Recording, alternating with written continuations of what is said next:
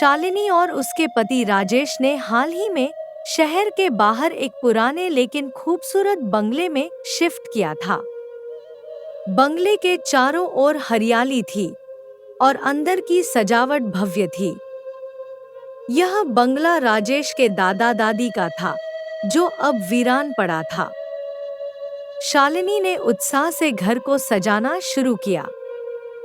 पहली रात शालिनी और राजेश ने घर में आराम से बिताई, लेकिन आधी रात को शालिनी को एक अजीब आवाज सुनाई दी। वह उठी और आवाज की दिशा में चलने लगी। उसे लगा कि यह आवाज बंगले के पुराने पुस्तकालय से आ रही है। जब वह वहां पहुंची, तो उसने देखा कि एक पुरानी किताब खुद ब खुद खुल गई है। शालिनी ने किताब को उठाया और देखा कि उसमें कुछ पुराने नक्शे और चित्र थे। अचानक उसने महसूस किया कि कोई उसके पीछे खड़ा है। वह मुड़ी और देखा कि एक धुंधली छाया उसे घूर रही है। शालिनी डर के मारे चिल्ला उठी।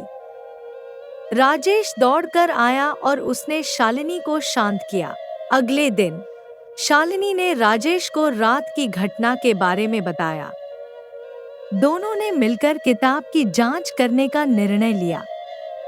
किताब में एक पुराना नक्शा था, जिसमें बंगले के नीचे एक गुप्त तहखाने का जिक्र था। शालिनी और राजेश ने मिलकर तहखाने की खोज की। शालिनी और राजेश ने तहखाने का दरवाजा खोला और अंदर गए। वहां उन्होंने देखा कि पुरानी चीजों का ढेर था, लेकिन उनमें से एक चीज विशेष रूप से ध्यान आकर्षित कर रही थी, एक पुराना आईना।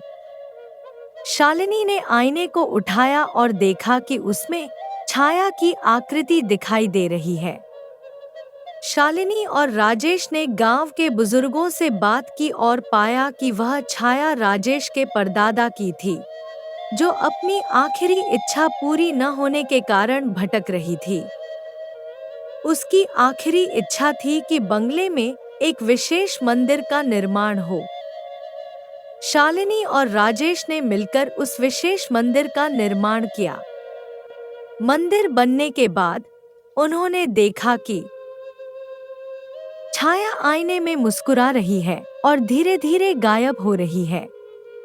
बंगले में अब कोई अजीब आवाजें नहीं थी और शांति लौट आई थी।